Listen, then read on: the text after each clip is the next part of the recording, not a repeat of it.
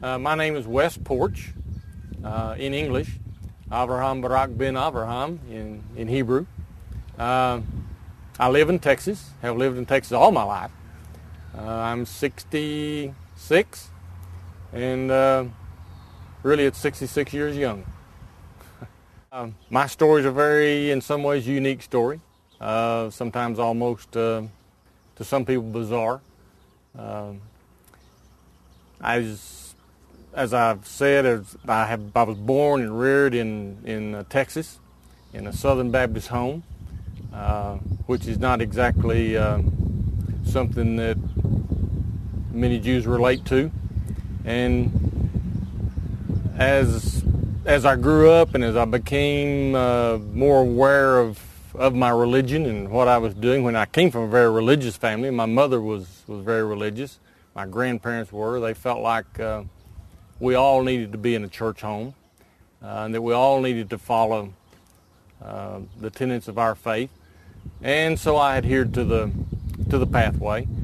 But as I got older, I began to have questions about some things that, as I read the Bible, as I began to study on my own, there were many questions that came up that I could never really get an answer to. So many times the answers were things, you don't need to know that, Wes.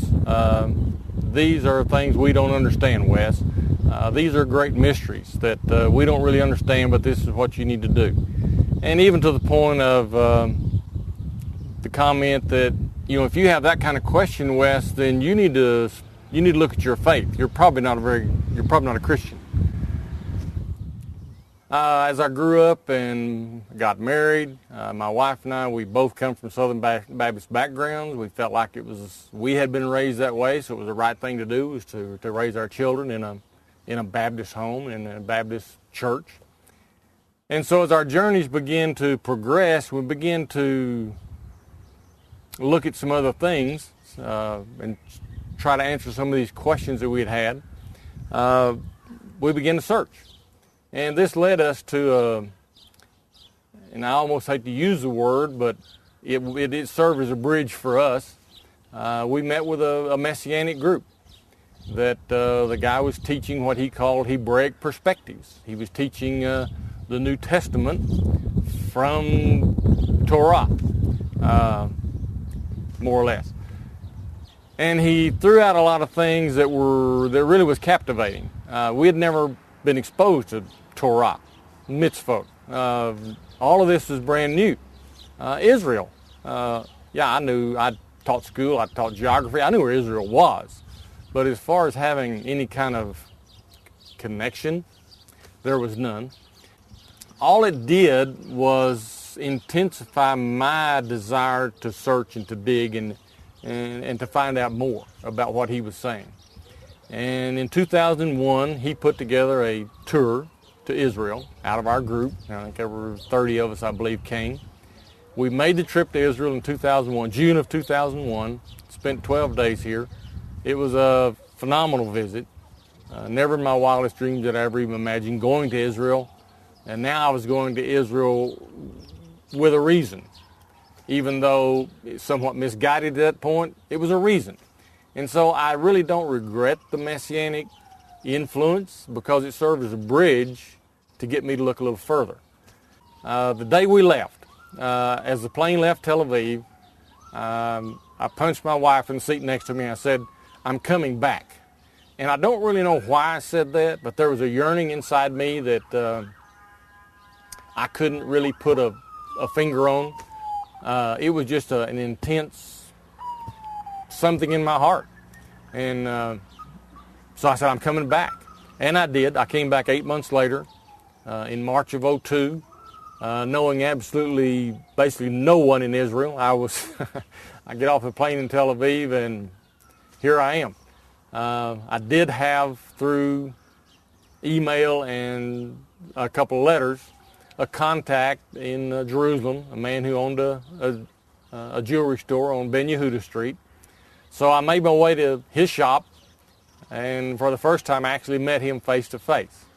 And I spent the next 15 days with him, traveling the country. He took me. He was gracious enough to take me to a lot of different places. I saw a lot of different places. But more than anything, I got to share a couple of Shabbats with some of his friends and his family that were here in Jerusalem, and things just kind of began to fall into place for me, in one sense of the word. Certainly no final answers by any means, but things were beginning to take shape in my head that Christianity, Messianic, whatever you want to call it, was not where my heart was. What I found was, really and truly, the Messianic movement was teaching nothing different than Christianity. It was still the same basic philosophy, that ultimately you're going to have to believe in this one Jesus. Now, he was a Jew, and all this stuff, was thrown in the package. Everybody wore talits and kippot. It was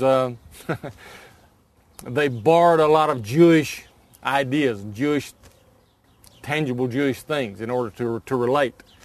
But it was all superficial. The more I looked into it, and they're teaching nothing different than the church taught. They simply wrap a talit around it, put a kippah on it, and say Baruch Hashem and stuff like that. But it's still Jesus. And as I was finding in my searching and digging, he's nowhere. He's nowhere in Torah. He's not there, in no way, shape, or form. And somewhere along this line, someone directed me to a website called Messiah Truth. I went to the website, and it's a counter missionary, which appealed to me because the counter missionary was refuting Christianity, which was in my heart, this is what I myself was doing. I was trying to refute what I had grown up with. And this gave me then, through Messiah Truth, and what I found in it, it gave me some tangible things to grab hold of to refute the very thing that I had grown up in. And then I also, from Messiah Truth, came on to a website called Outreach Judaism that Rabbi Tovia does. And from that day on, my life was changed. I knew that Judaism and the path of Judaism was probably what I wanted to follow. And I made the commitment in my heart to pursue that path. It has been a very interesting journey. I admire Rabbi Singer so much for the depth of knowledge that he put out, but yet he put it in such a way that just an average person like me can understand. It was not so far out, so deep, so that I couldn't grasp it. Kind of like it says in Deuteronomy, the word is not far from you, it's not across the oceans to you, and it's not in the heavens to go get it. It's in your mouth, it's in your heart. And he does this. So in a lot of ways, Tovia Singer became my distance mentor. None that he knew about, but I was certainly gaining from what he was offering, what he was teaching, and it opened up so many doors for me, so many places to go to search and to dig and to find answers that I was searching for, because I'd always known and always felt, like I said, that there was something out there more than just human and mankind. There was something much bigger, and I'd always acknowledged that, but I just needed something. I was in search of something a little more solid. And when I got into Torah and began to study Torah and through the directions of Rabbi Singer and others, I began to see that Torah was, for me, I hate to say an answer, because that makes it sound like that's the end. And it's certainly not the end. It's something I explore every day. It gets bigger every day. There are no ends for me. So I don't like to say it was the answer, but it certainly was the crowning point, I guess, in my journey. We lost some friends over it because they couldn't believe that we were doing this. And when I say we, My wife ultimately followed in the same footsteps I was following. I let her go at her own pace, I wasn't about to say, you need to do this because I'm doing it. This has got to be something that you do on your own. If you don't have a heart for it, if it's not there, certainly don't do anything I'm doing just because of me. You're not obligated. And so I progressed maybe at a little faster pace than she did on my journey toward Judaism, mainly because I had a little more time to dig and study. She was teaching full-time in school, so she didn't have as much time to study. But ultimately, she came to the same point I was, on her own volition. So we converted in, I guess it was 2004. And in 2006, then our daughter and her husband and 2 sons also followed the path of conversion.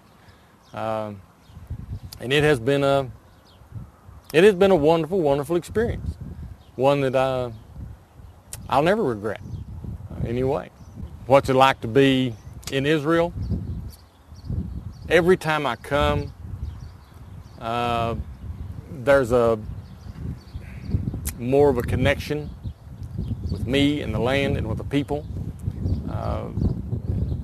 I make, for every friend we lost because of our move, I've gained 20 friends here. And they're more than friends. It is much more than friends. I honestly feel a part of this land. I feel a part of this people. Don't be afraid to step out of the box. Don't be afraid to question what you've been taught all your life. Because as I found out in Judaism, that's one of the beauties of Judaism. Question it. Question it. Turn it back and forth. Turn it upside down. Look at it. Whereas in Christianity, really and truly, and I don't say this with any animosity, but in Christianity, don't ask a lot of hard questions.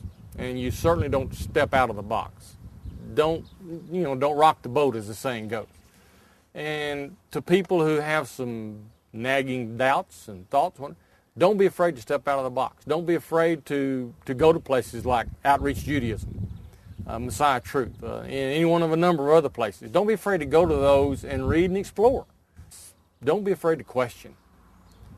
And you're going to get turned back. You're going to get rebuffed. You're going to have, and the further you go, you're going to have some difficulties to some degree. But don't hesitate and don't be afraid. It'll be well worth everything you do.